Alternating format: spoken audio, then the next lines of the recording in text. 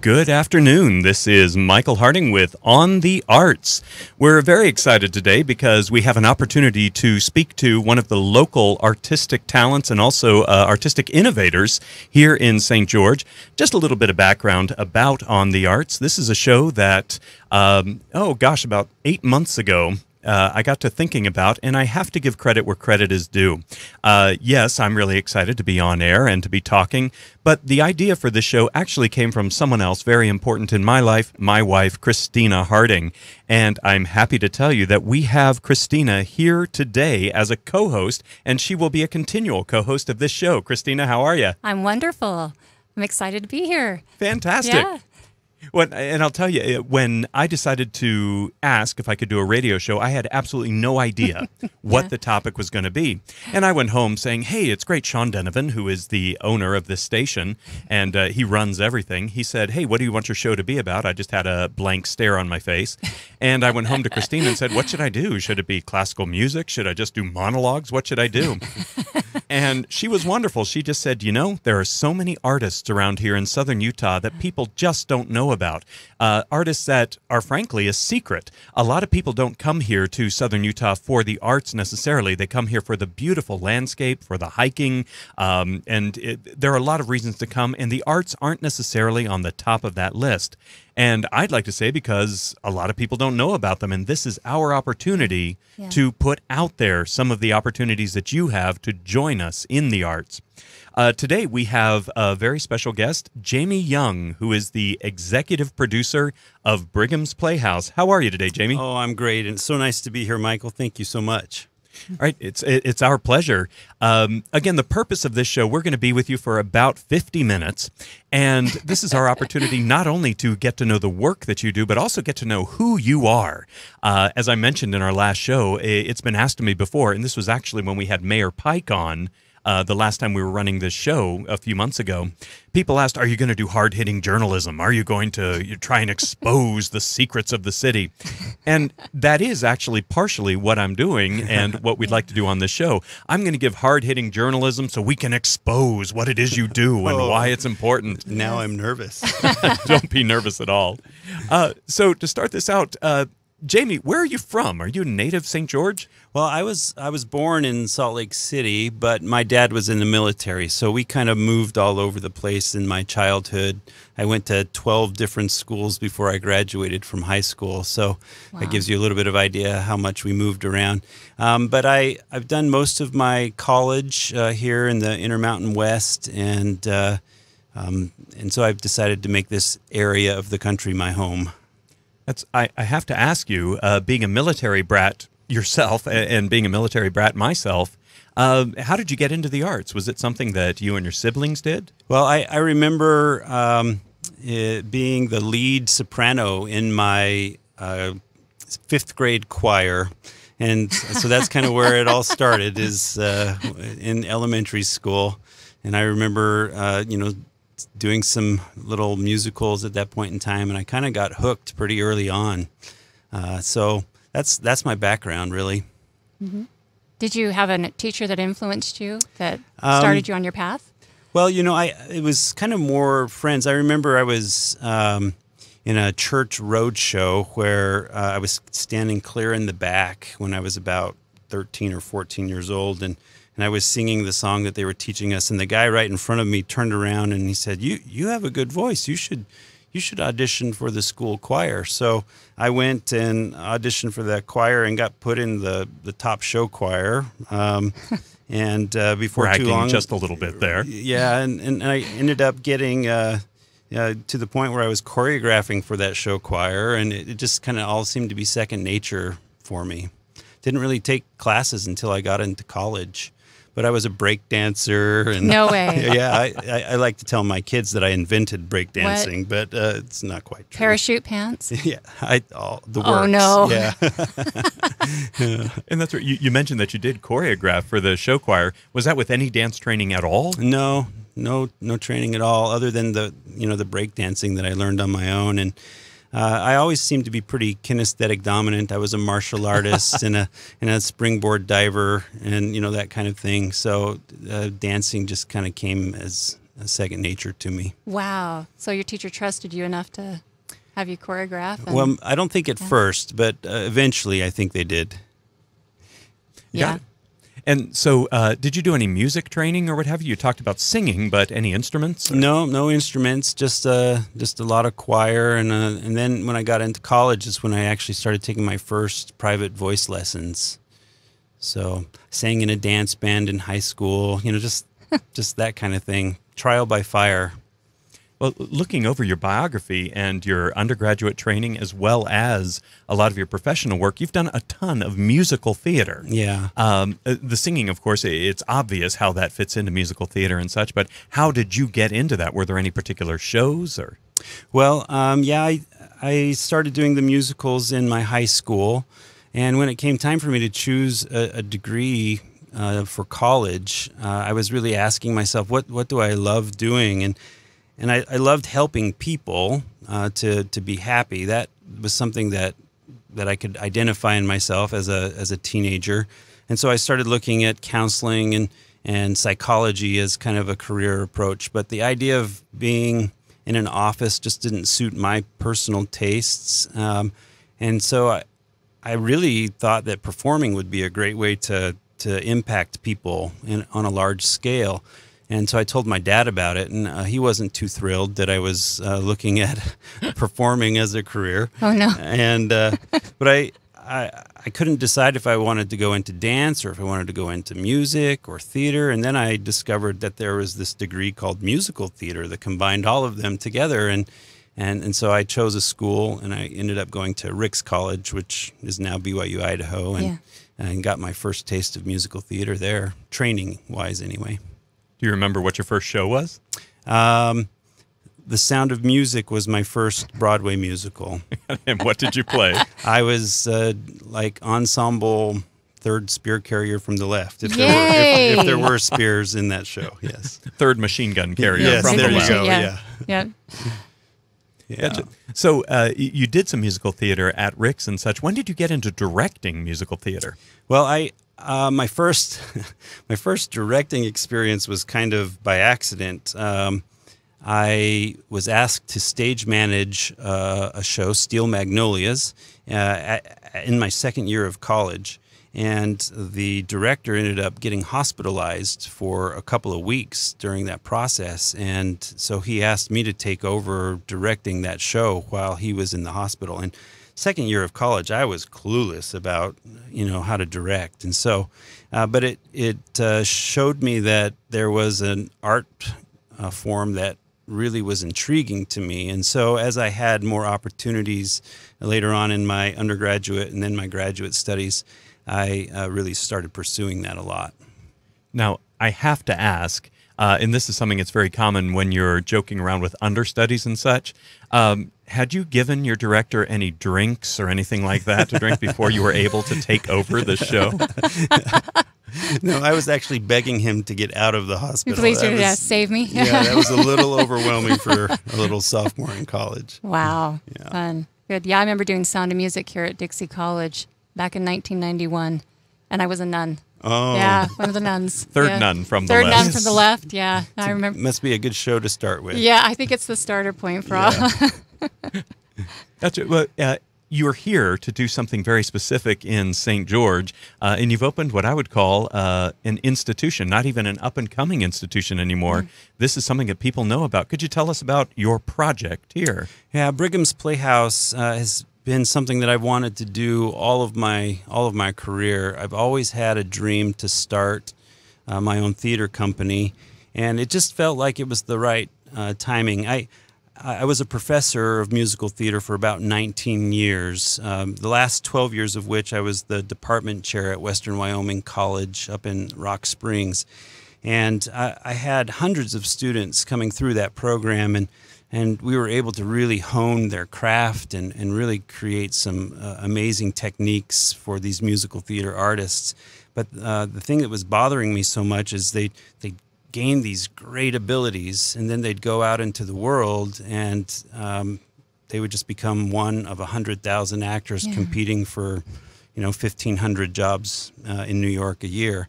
And so I really wanted to create some career opportunities for people like my past students and other like-minded artists. And so I decided to start Brigham's Playhouse as the first step in that journey. I had been looking at different areas to start the theater, and the demographics of St. George seemed to be an excellent fit for what we wanted to do. And so we made the plunge. I resigned as a professor of musical theater, or I like to say early retirement. After 19 years, that's almost a retirement. And then I came down here, and we looked around for about 3 or 4 months and found a building that was going to work for us. And then we paid our first month's lease, and 6 weeks later, we had renovated the building and had mounted our first show. Oh. So, and that was Little Women. That was our opening show back in 2014. And that was the musical version of Little Women. Yeah, it was It was actually Jay Richards, who's a Utah artist up in the Logan area. It was his production that he licensed to us. It was an honor to do that show as our first here.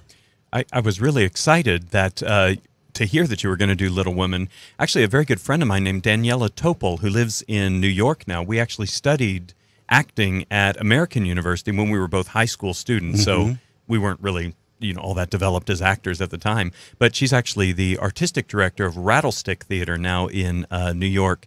But she directed the original workshop production of that at the Village Theater in Seattle. Oh, excellent. And so I'd heard this bootleg copy. I hope I'm not, violating FCC by telling you that right now. Right. But a bootleg copy, and the music is gorgeous. Yeah, it's a great show. So tell us about the name Brigham's Playhouse. Why that name? Well, we searched long and hard for a name for our theater. Brigham Young was one of the original founders of the state or the territory here. And it was interesting to learn, as I've studied about him in my life, that one of the first buildings that he had built in a lot of the communities that he sent settlers to was a theater. He believed that theater would bring culture to the people, and that culture would really unify a community. Mm. And because I had the same mission and the same hope that our theater would do that, it seemed like a really good fit to name our theater Brigham's Playhouse. Not to mention that my middle name is Brigham, and I'm a direct descendant. I'm his great-great-grandson. So there's several reasons for the name. That's what a great thing to do for an ancestor, and someone that's so well known, Yeah, and I hoped that the name would that people would learn a little bit more about the importance of theater for the early settlers of this territory. Well, you mention I don't know if you mentioned, but it's written about you in several of the biographies that I found online. And by the way, we do research our guests here on the show, not in a creepy stalker way, so you know. Yeah. But one of the things that I'm impressed that was written was that you are dedicated to providing uplifting, wholesome entertainment alternatives that will help performers and audiences find joy in living. And you've touched on that. Let me ask you, what are the shows that you're picking for Brigham's Playhouse? What is your criteria for putting your season together? Well, I feel like that the subject matter in the shows needs to be pertinent to our current day life, our current day situations. Regardless of whether the show is set 300 years ago or if it's a contemporary setting, I believe that it needs to be something that our local community is experiencing currently to some degree or another, so that as we present these ideas, it helps to enlighten them, inspire them, kind of motivate them towards making the community a better place through some kind of social change or social action. So we look for that as one of our criteria. And we also look for shows that I could bring my family to, or you could bring your family to. We're really interested in providing an outlet for the arts that the whole family can appreciate and enjoy. And so those are some of the factors that we look at. There are others. I wish I didn't have to worry about it. When I was at the college university level, it was nice in that we didn't have to rely upon what our shows brought in order to produce next year's shows. So that is a factor that I have to worry about now. I have to choose shows that we know are going to sell tickets. And so as limiting as that is for me artistically, it is something that is one of the factors. Do you receive a lot of feedback from your patrons requesting specific shows? Yeah, we do get a lot of feedback, and I try to write down all of their requests, and then I'll go look them up, and then I'll send them through my little analytics scheme so I can determine if that show would sell well and meet some of our other criteria. So what is that deciding factor of a show selling well? How do you decide that? Well, there are lots of factors that I've learned about since I've been open, and it's kind of that trial by error kind of situation. But the time of year here is a big factor, because a lot of the snowbirds are here during the winter months and not here during the summer months. And so the time of year is a factor. Musicals tend to sell better than non-musicals do. That doesn't mean that we don't do non-musicals, but we have to place them at the right time of year so that they sell enough tickets to keep us afloat. And then if it is a non-musical play, it has to be something that's got a catchy name so that the audience will want to come in. I mean, it's sad to say, but anything that has the word murder in it,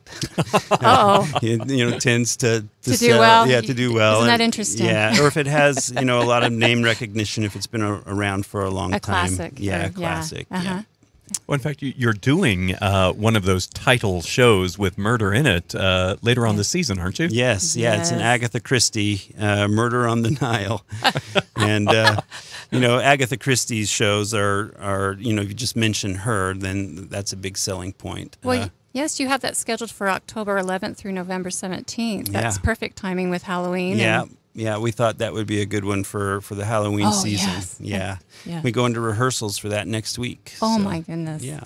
Well, who doesn't love a murder mystery, right? Yeah, especially in Agatha Christie. Oh, yeah. Oh, that would be great. Now, and so tonight, though, you have a classic opening, South Pacific. Yes, we're really excited about that. And South Pacific, the Rodgers and Hammerstein, a golden era musical. Oh. Yeah, so excited, and the cast is phenomenal. The choreography is great. The music's excellent. Acting, it's just an all-around good show that I'm very pleased to present to the community, and hope everybody will come out and check it out. Well, you stated that you want to pick shows that are relevant to today. Mm-hmm. So why South Pacific right now? Well, one of the major themes of that show is prejudice, and there's a powerful song in there that says, the question is posed, are people born prejudiced? And the answer comes back in a resounding no. They have to be carefully taught,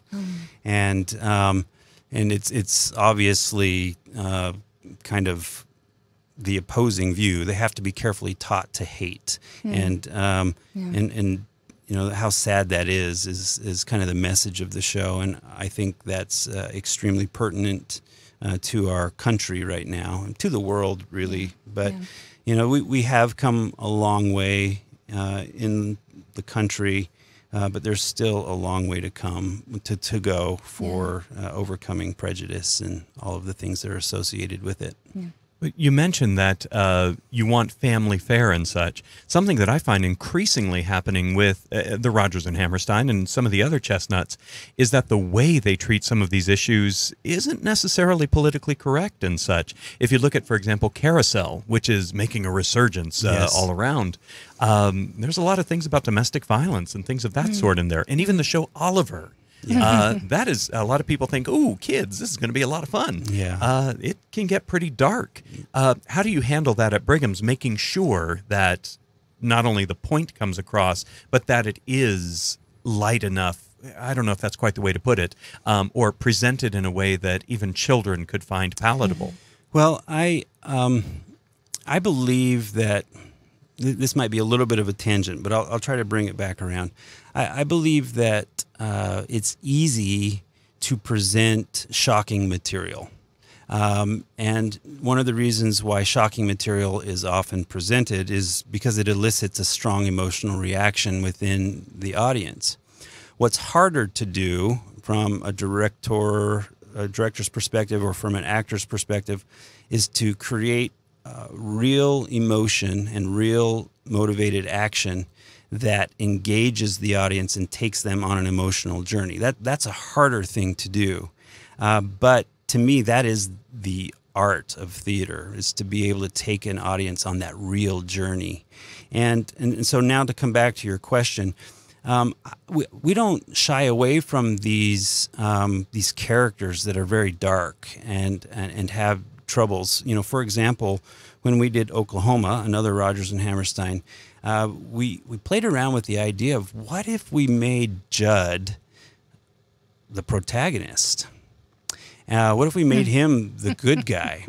And we really looked at, you know, why Judd was the way Judd was. You know, why was he so dark, and why was he so violent and jealous and all of those things? And so we really explored his background and his childhood, and the dream ballet that happens really told that story in our version. And it kind of it created a stronger relationship between Judd with the audience. The audience really felt sorry for him. So when he was killed at the end of the show, Curly was almost, you know, looked down upon for having done that. But you know, it helped us look at, why are bullies in our modern day society? Why do people act the way they do? And maybe if we treated them a little bit different, we could have helped prevent them from a tragic result. And so that was kind of the approach that we took with that show. And we tried to do it very believably and very authentically. You know, Judd is addicted to pornography. We didn't have any pornography up on the walls for the audience to see, but through the action of the character, we could portray that quite nicely without the graphic or shocking content. So that's kind of our approach to things. Well, for those out there who are not involved in theater, can you explain, because you're talking about Judd and how you've explored that characterization with him and the person playing the part, how do you go about this during a rehearsal process? What does that entail with community actors? Well, it's a pretty lengthy and involved process. I'll try to keep it brief since we only have 50 minutes. Yeah. But really, one of the first things that we try to get our actors to do is to relax and to become vulnerable, to become open and authentic emotionally. And then we start helping them develop their sense memory, their imagination, and the use of the senses. And when we get them imagining that, even though there is no fire in that stove on stage, but if we get them imagining that there's heat radiating from it, then their behavior all of a sudden becomes very natural and very real, because their imagination, from the very beginning of our lives, we've always engaged in make-believe play. And if an actor can make themselves believe that they are experiencing what their imagination is conjuring in their mind, then their behavior becomes very authentic and very real. And then if we extend that imagination one step further and we have the actors start asking themselves, what if this situation were really happening? What would it do to me emotionally? And then we help them think about other experiences that they may have had similarly in their lives, and they think of those experiences, and then they start having real emotional responses that they then can work right into the action of the show. Then we help them with action. We help them decide, why does a person do what they do? They have something that they want, or that they need, or that they must have. And then we help them to activate that and to go for it and overcome obstacles that might get in their way and difficulties. So just kind of a combination of all of those things, and then a few characterization traits that we layer upon them. And that's kind of the process that we go for to create that authentic experience, so that the audience doesn't just have sympathy for the characters, but that they have empathy with them. Well, if you can make the audience love Judd, for Pete's sake. Yeah. Poor Judd. Yeah, Yes. poor Judd is dead. And Yeah. and we took that song, quite literally. Right. Yeah. Well, I'll tell you, that actually brings up two questions for me. The first, well, based on your answer there, it's very clear you're a teacher, if you don't mind my saying so. You laid it out. How do you teach these people to work in your shows? And actually quite well, it seems, not only from the result, but actually just from what you said. Two things about Brigham's Playhouse that I've been very impressed with. You don't do just shows with adults, but you do several that are just kids, don't you? Yeah. We do a summer camp where we teach classes in acting and dance and singing and musical theater. We do that in the morning. And then in the afternoon, we rehearse a show. And then they get to perform that show as part of our main stage season for about 3 weeks during the summer. We do 2 sessions of that during the summer. And so that's kind of, we're trying to prepare the next generation of performing artists through that. And just recently we've started a theater academy where now, not just during the summertime, but also during the school year, we're going to be doing that. And we've added some adult classes now too. So. Oh, wonderful. Yeah. And how are the adult classes going? Well, we didn't have too many of them fill up, but we're hoping that once the word gets out, that little by little we'll be able to add more and more of those as well. That leads me to the question of so many in the community, acted in high school, or they did a couple of college classes, and then they move on with their lives, they get their careers, and then one day they see a play and think, I want to get back involved. And what is your advice to somebody who decides, I would love to come audition, I'm frightened, I haven't done anything on stage for a long time, or I have children now, what is your advice to those people? Oh, I think it's wonderful that they have an interest in coming back. And I would just say, come on out and try it. There's always something for everyone in community theater. There really is. And the more, the merrier. And so anybody who has that interest, I can imagine that there's probably some trepidation and some fear of being so many years from having done it initially.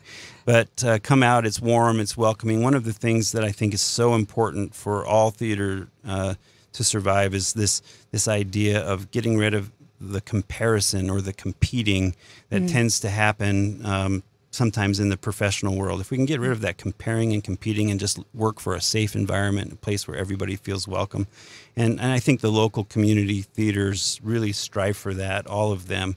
And so it's a good place for people to come and get started again. So if say for instance, a father or mother or just, grandma and grandpa, they want to come audition and they are coming to audition for you at Brigham's Playhouse, what is something you're looking for from this person? Yeah, I'm mostly looking for people who are able to be open and honest in their portrayal of their characters and the material that they're presenting.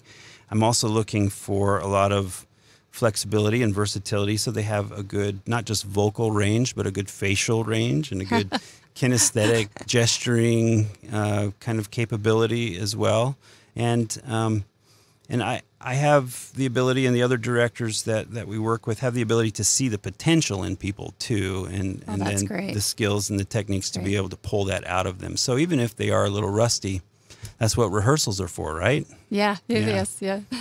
That's right. You mentioned earlier that there was this competition amongst actors and such, and it's so easy to fall into that. Yeah. When you think, I want this role, or I want to lead, or I'm going to do this many shows before the end of the year. And I had a conversation with actually a student of mine earlier today, and it's a conversation that I wish I hadn't rehearsed so much over the last 10, 15 years. But it was all about, should I do this project because then that'll knock me out of this other project? And there's this sense that if they don't get that other project, oh my gosh, their theatrical world has collapsed. And one of the things that I have to emphasize over and over is that, you know what? Theater's still going to be there after these 2 projects. Yeah. And how wonderful that there are these opportunities that are always available, especially here in St. George. Yeah. Well, and I remember being in that same boat, and I wonder if it's just an age thing. I've got a lot of kids that are in that college stage of life myself right now, And you have 5 children, I have correct? 5 kids, and 4 of them are that age. And so I see that a lot. They have to have it now because it will be a lost opportunity forever if they don't get it now. And not just in theater, but in most things in life. And so I think once you get older, you realize, at least I think it might be with age and maturity, that there are lots of opportunities that will present themselves as life moves on, and we don't have to have everything right now. So and it's really hard to be a director and cast a show when you want to put everybody in the show, because they're all talented. Yes. They all have something to offer, but there's only so many roles, and the way that we call it chemistry, the chemistry that one actor has with another actor and doesn't have with another is really some of the only determining factors. So it breaks our heart to have to not cast people. But if we could just say, please come out to the next show, or please look for another audition in town because you're good and you'll get in eventually. So just keep trying. That's I think, good advice for all people. But there are so many instances that you hear about of high schools particularly. I started hearing about it in high schools in Las Vegas about 15 years ago, where, of course, they had so many students who wanted to be a part of these big musicals that the directors had to be really creative as to how to put them in. And it got to the point where they were doing West Side Story and such. And in the aisles. In the aisles, bringing all the kids outside, down. In the parking lot, yeah. Yeah, and that's great for those high school budgets to be able to do, because they sell lots of tickets. Grandmas, grandpas, aunts, and uncles all want to come see all those kids. Yeah, it's great. Well, that's where you mentioned earlier, or you keep using the phrase community theater. And there is a difference when you're auditioning in the community versus professional theater. And by the way, I want to take this opportunity as much as possible. I love to get out there or bust some myths, if you will, about community theater and professional theater. There are some people who have this notion that professional theater is good, community theater is bad. That's how it is. I need to express and take this opportunity to express that I have seen some amazing community theater. I've seen some community theater that I'm not necessarily all that thrilled that I saw. I've seen some amazing professional theater, but I've also seen some professional theater that I'm not caring that I saw at all. Right.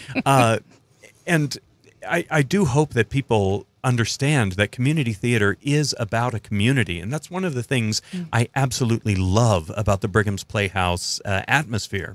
And you talk about coming out, it's not only about being good, it's about getting out there and wanting to fit into that atmosphere that you're creating. Yes, exactly. There really is a sense of belonging that I think is so important. And, Michael, I have to admit that I fell into that paradigm that you're talking about. Community theater was kind of something that I didn't want to necessarily be too involved in my life. And even starting Brigham's Playhouse, our intention was to be a professional theater. And initially, we had mostly paid actors, and then we had other members from the community that would come and fill in some of the other roles that we didn't have professionals for. But our money ran out pretty quick. That costs a lot, and we ran out of money. And so we, by necessity, had to start relying almost wholly on the community. And in that process, discovered the great joy and the great unity and power that comes from a community theater. We like to call ourselves not necessarily a community theater, but a theater for the community. And our goal is to still get back up to the point where we have paid actors, because you'll remember at the beginning of the interview how I mentioned that I wanted to create career opportunities for all of those past students and all of current students that have like-minded aspirations. I do believe that in order for the art form to continue to perpetuate, that there has to be a livelihood available for people, and I want to provide that livelihood as well. But there will always be an aspect of my work that is for the community, with the community, because of all of those positive things that you've mentioned. Well, I can say I've taken my mom to your shows out there. She loves it, and I can say that you have provided that. It's a smaller theater, very intimate. But the best part, I have to say, is the cookies. There's a wonderful thing, and anyone listening, And I'm not sure if you're still doing this, but there was a time when the cookies were baked and you could smell them through the first act. Yes. And every night you come out and you introduce yourself to the audience, and there's an introduction. You give away little giveaways of free food at intermission, and then you can smell those cookies.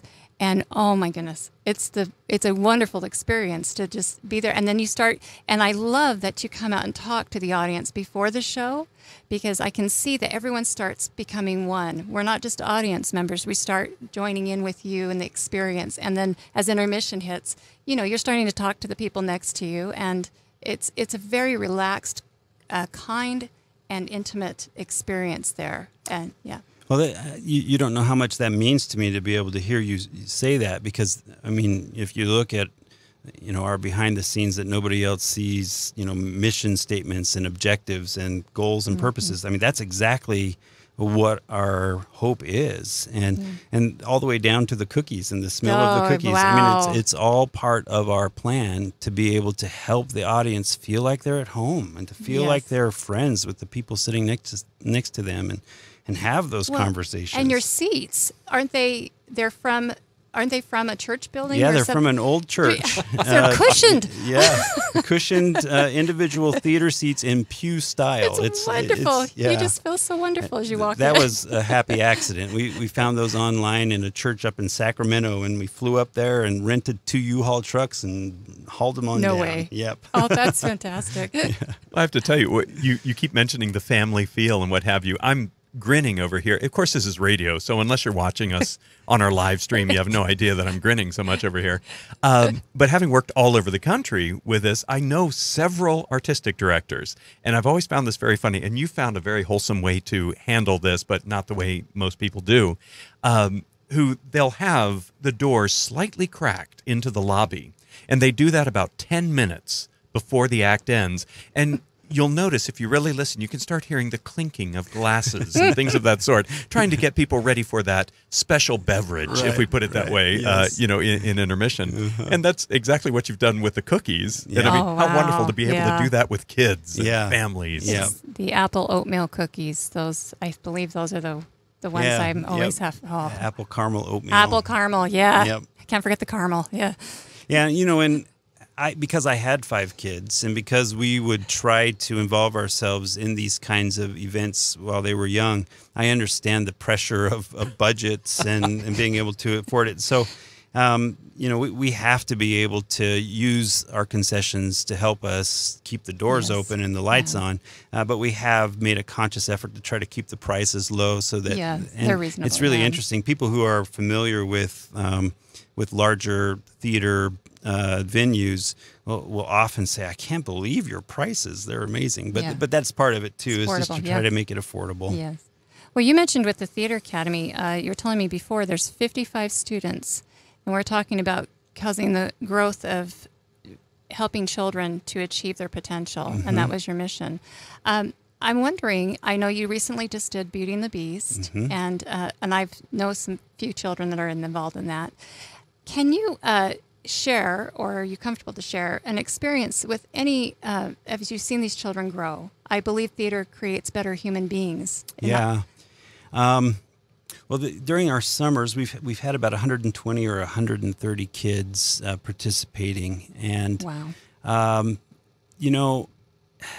There's just so many experiences, and I think I can say this carefully and still protect people's identity. But we had a child this year and a child last year who had just lost loved ones to some tragic situations, and people signed them up or encouraged them to sign up because they needed some kind of an outlet. There's a great thinker by the name of Sir Herbert Reed who said that each human being has the need to be creative, and if that need is not filled through some outlet, then we will revert to violence and crime, to the opposite of creativity, which is destructivity. And so much of that is happening in our society as opportunities for the arts are becoming fewer and fewer. and people get more and more hooked on video games and other kinds of things, that creative outlet doesn't exist, and so they're reverting to destructive behaviors, whether they're destroying themselves through self-harm or through drug abuse or other kinds of addiction, or whether they're destroying relationships that they have. It's just sad to see, and what we see almost invariably with dozens and dozens of these kids is that creative outlet awakens in them again, and they start finding joy and fun in life and creative ways to express what's going on inside them, whether it's a good thing that's going on inside them or something negative that just needs to get out in a constructive instead of a destructive way.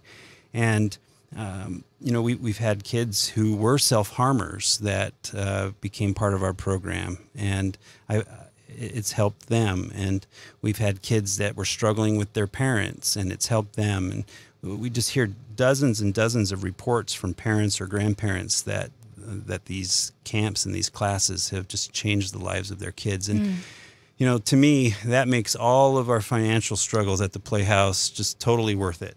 If we can impact a couple of people, then we'll keep struggling financially. That's okay.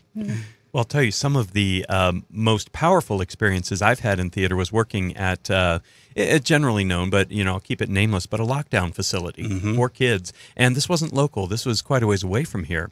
And my job, I was young, and I'm not licensed as a therapist by any means. I'm an actor. That's all I do. Yeah.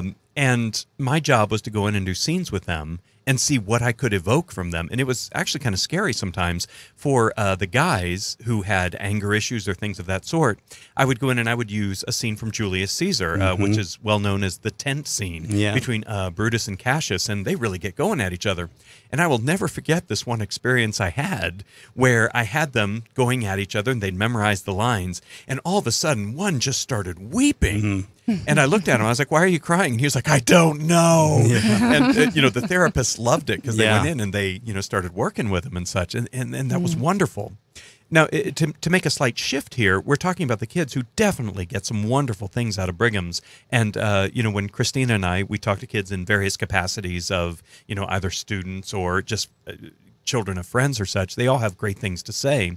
What about the adults? Do you teach directors right now and things like that? Well, as part of the academy, we tried to offer a directing class. It didn't fill up enough to be able to justify running it, but we will be offering that again in the future. But the people that were inquiring about it kept saying that we had some local teachers that teach theater who wanted to brush up their directing skills or got into teaching without any directing experience, and so they wanted to get that. We had others who were hoping to be able to get to direct one of the local community theaters shows, and so I think that eventually that class will go, and that there will be people of interest there. And one thing that I haven't announced publicly, I'll kind of let a little bit of the cat out of the bag now. Exclusive here on the Arts.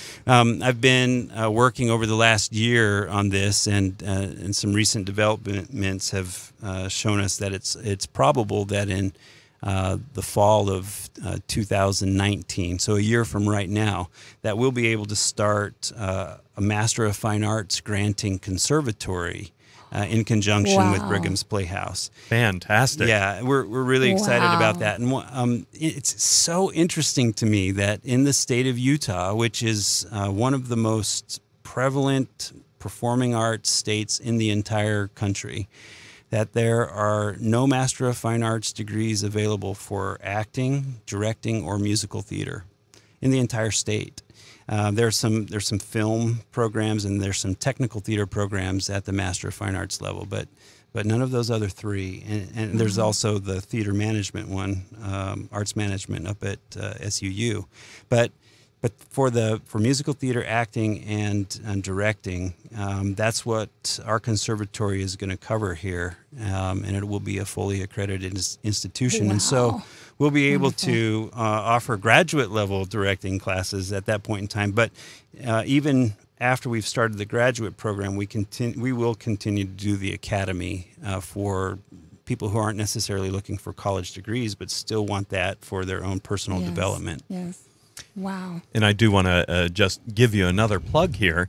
You have, this is according to your biographies, acted in, directed, choreographed, produced, written, or designed more than 100 productions. So, ladies and gentlemen, Jamie Young might be someone wonderful to learn from on this. Something I do want to touch on before we close out, we have about 5 minutes, and then we're going to actually tell you about an offer in order to get some tickets to Brigham's Playhouse. I mentioned that you write some shows as well. How many original works have you done at Brigham's Playhouse? Oh, at Brigham's Playhouse, I think we've done 3 original shows, and I'm currently working on 2 more. So hopefully by the end of 2019, we will have done 5 original works. We're going to start a community petition to let you sleep at some point. Yeah. So if someone wants to get involved, you have auditions coming up September 12th, and this is an original Yes, piece? this would be for A Christmas Carol. Oh, I love that. We're doing a modern adaptation of Charles Dickens' work, and by Chuck Dickens, we'll say. Yeah. And we're really trying to explore why the Scrooge is the way he is. Instead of looking at what causes him to change, we're looking at what causes him to become the miser and the grump. And once we understand that, then the shift can be more effective, I think. So it's going to be a lot of fun. And the auditions for that are on September 12th and September 15th. Oh, wonderful. Yeah. And what do they need to have prepared for this audition? For this, we're asking for 2 contrasting songs, just 16 to 24 measures, about 30 seconds of each of those songs, and then 30 to 60-second monologue that they can prepare. And can families come and audition? Oh, yeah. Oh, wonderful. Yeah, we have anywhere from the age of 7 all the way up to 80 that we need in this show. Oh, great. So this is a wonderful opportunity for people in the community to bounce on over. And we love it when families come out together and be a part of it. Especially at Christmas. Yeah. Yeah. Well, do you have a website that people can go to get this information? Yeah, it's at brighamsplayhouse.com. Yeah, great. So they just go there, and we have all the academy and audition information available. All right. And tickets? Tickets. I think we have an exciting opportunity for you. Yeah, you go ahead.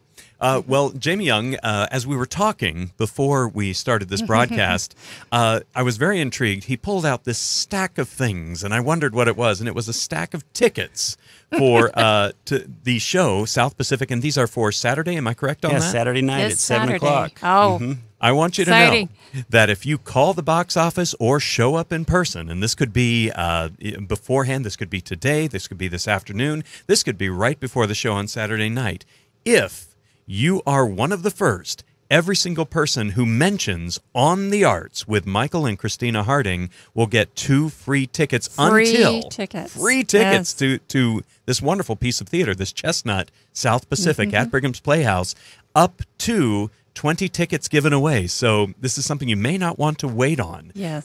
We will give away 20 tickets for free to South Pacific. Again, you have to mention On the Arts with Michael and Christina Harding. Yes, and it opens August 23rd and runs through September 29th, I believe. Yep, that's right. Wonderful. But get going on this Saturday night. Get over there and get those tickets. And cookies. Don't forget about the cookies. Oh, wow. Caramel apple oatmeal. Oh, they're amazing. Take my word for it. Those are my favorites. And that's where we are about out of time here. So I want to thank you, Jamie Young, for coming and spending this time with us. We hope you'll accept an invitation to come back again. Please come I back. would be so honored. Thank you so much, both of you. It's been delightful. Wonderful. And I just want to say to our listeners, and I'll give the beautiful Christina Harding the last word, but I just want to say thank you for listening and letting us work on our mission to blow the roof off of these wonderful little secrets that are here in southern Utah.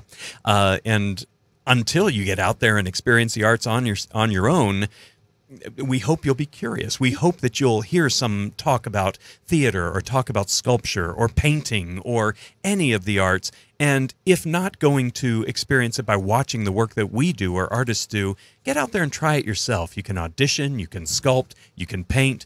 Do whatever you need to keep your focus on the arts. Yes, and please, if you are interested in getting on our show and you have something going on that you would like us to put on the air, please just go to our Facebook page, On the Arts with Michael and Christina Harding, and message, and I will arrange a day and a time that you can come on the show. We would love to. And remember, it's not just about theater, it's music, it's anything else that we can think of, art, paintings, whatever. We want to get all the artists on this station. So thank you very much, yes. And we'll see you for a special edition of On the Arts tomorrow, Friday at 12:15, where we'll be interviewing Nicholas Ma, the producer of the documentary that is sweeping the nation, Won't You Be My Neighbor, about Mr. Rogers. So join us tomorrow at 12:15 on Friday the 24th. Until next week, keep your focus on the arts.